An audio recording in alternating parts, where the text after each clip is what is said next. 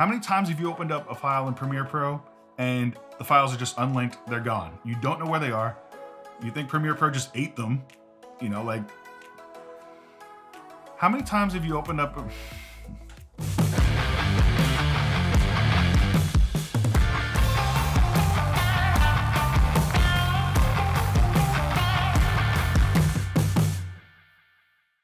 So I'm going to show you today how I organize all my folders within my video projects, as well as the Premiere Pro templates that I use for all my project files.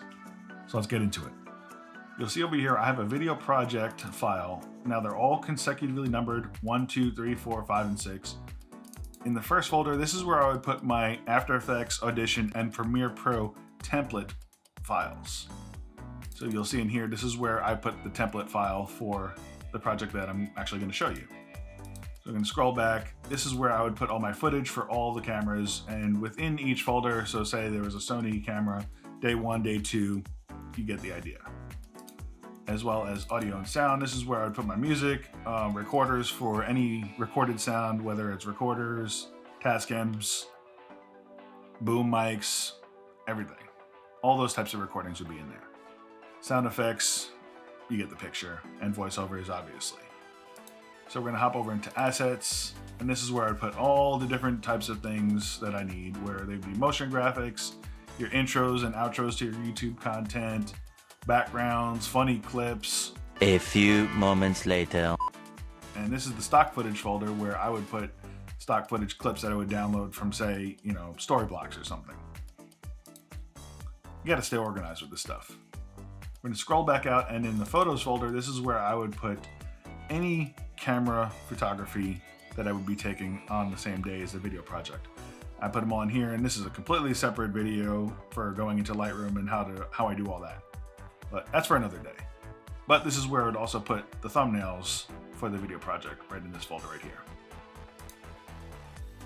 And exports, this is where I would put my drafts. Now you wanna make your drafts version 1, 2, 3, 4, because there's nothing worse than having final, new, final, day 2, final. Like, you're not gonna know which one. You're not gonna know which one they were. So yeah, you wanna version your sequences. As well as delivery, this is where I would put the final projects that I would be sending out to the client, or the final projects that I would be putting into my YouTube videos. Now we're gonna hop over here into the YouTube folder. Now you'll see that I have a bunch of different videos in here with their own folders.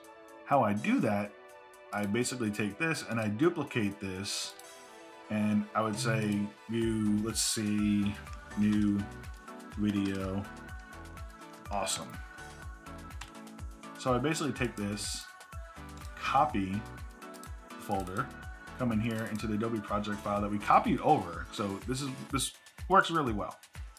Go into the promo file, go into the Premiere Pro file and find the project file and basically paste it. So now you open up this video in Premiere Pro. So let's hop over now into Premiere Pro, and I'll show you on the back end of the Premiere Pro side of how I work my project files.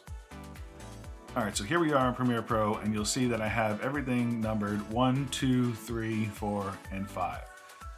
Exactly how I have the folder structure. So if you need to find something or it's unlinked, you know exactly where to go, where you left the folder last, where you left a file. You know where it is. In this black box timeline right here, this is where I dump all of the clips that don't have people in them, don't have brand logos, drone clips, etc. They all go into that timeline so I can export that later and put it onto Blackbox, the stock footage site that I use to make extra money. Like, you're already shooting these files, so why not put them on Blackbox and have the chance of making even more money? I'll put that link up somewhere up top, and then you can check it out. So we're gonna come back here. This is the selects and sorting folder. Now this is where I would put all the sequences of dumping, say you're doing a wedding, you dump all the footage from camera A onto one timeline, and this is where I would make my selects off of that. Kind of like the cutting room floor. That's the culling folder. And sequence finals, this is where I would put the final exports, like the final ones that I would send to the client, the drafts, etc. Now sequence templates right here, I have each sequence already pre-made. So I have a 4K 2:1 ratio, a 4K 16:9, a 1080:1, a 1080 16:9. I have an Instagram crop ready to go. Reels, Shorts, and TikToks already set for 1080p. It's 9:16. If I need to just copy one of these and make a new sequence, it's already done. So take in mind, this is all inside that project template. You already have this. It's already in there for every single video project. Like, I don't know how I ever worked on video projects without this kind of structure before. And I have YouTube ones down here, which I'm going to show you in a second. And this is the footage folder. Same exact setup that's on the folder structure on the hard drive. Basically by camera and then by day, however you choose to do. And the audio section, this is awesome. Really awesome. So I've been using this project style template for a while. It was only until recently that I started to think differently and do this. You might copy this, and I actually hope you do, because it will make this whole thing, the way I have this set up, will make your video process workflow so fast. So we're gonna come over here into music. Now I have every single folder already filled with these music files on every project template. Because I have these files on my hard drive in a music folder already, I just have them linked into each project file. So in here, you can pick from every single music file that you have on your computer on every project. So the same goes for sound effects. I did the same thing here.